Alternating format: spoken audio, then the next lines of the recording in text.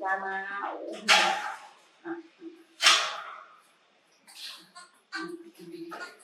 để đi ca cố baby tao rồi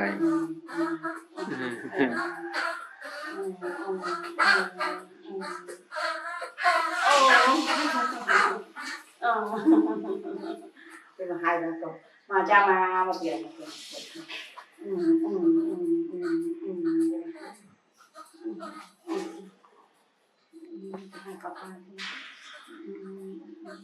baby how daddy Luca calling daddy ạ mò tiền là vài tháng mò tiền ca nó daddy ạ daddy ca cố daddy ca cố ơi cái hàng ba kê để đi nè để đi vào con không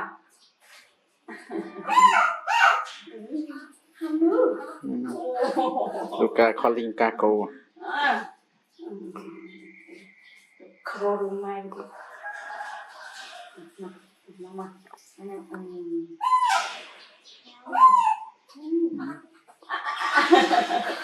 cái ăn gì cho vui ta Luca try calling go go ai ô papa ai ôi papa papa papa bà ca cố gì nhua tụi đang bên đây mà tụi đang mà này mà luôn em đi luôn em bên đây mà trời không dễ ơn mình ba lấy mùi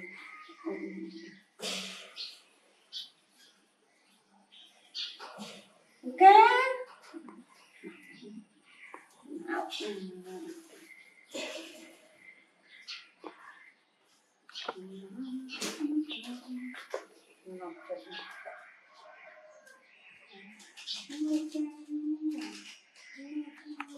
được không? Tao tới đây đi cả cô đã đây đi cả cô đây đi cả cô đây đây đi cả cô Luca mà cái mặt mà ít mà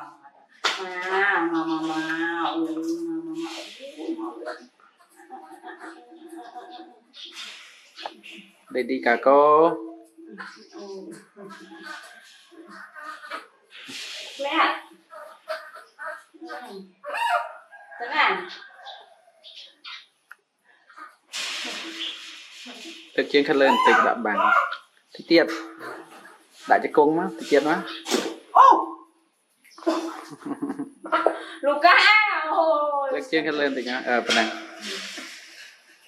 nam này cá cầu mình lấy cái mùi kê tê cá cầu mà ca mà cha mà luôn nam này mà em mà cha mà này thì mà papa cái chuyện này papa ca cô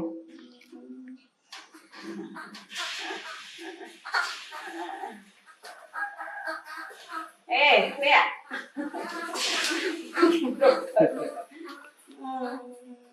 hai người cô con họ ba giọng cô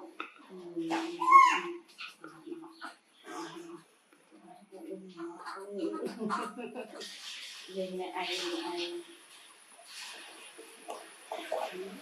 papa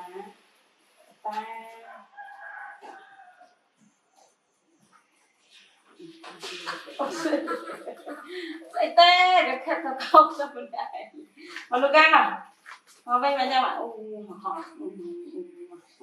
vậy em ạ mà cha mà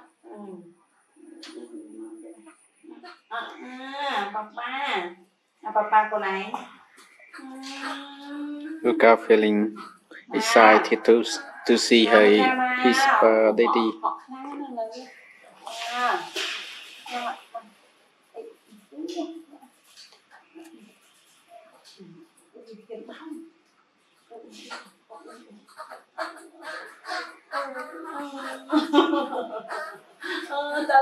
Đây này xem nào.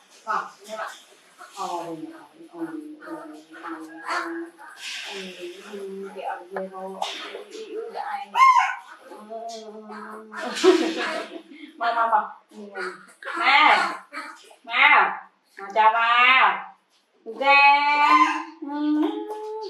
ga ôi ôm ấy cái bánh bánh này cái ôi nè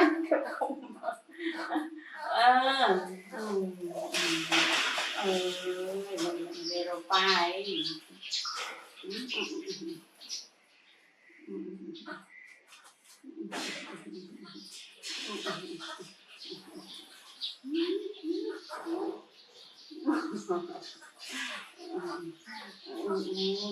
mẹ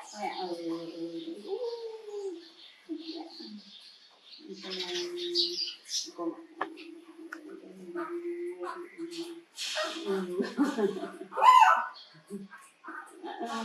ấy đây cho mày lao mà Luca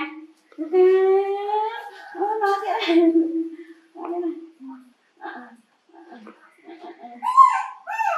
dây sấy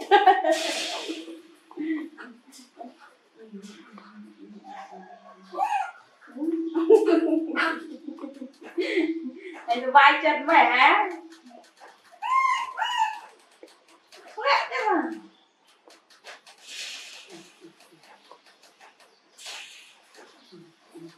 anh say squat con Yeah, maybe he know his father.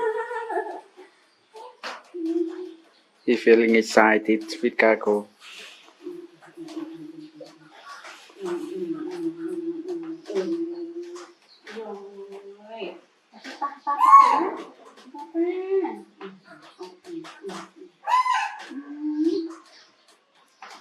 Everyone understand Luca calling Kako?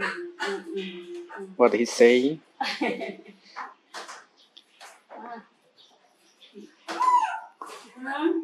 Luca nè lên nhau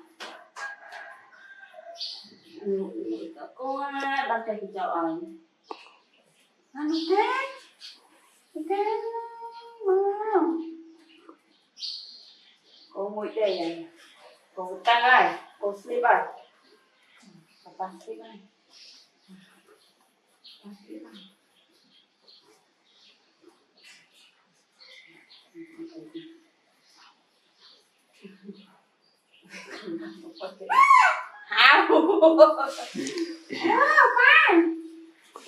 Luca calling.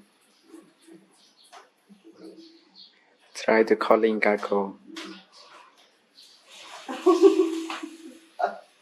Wow, thấy đây.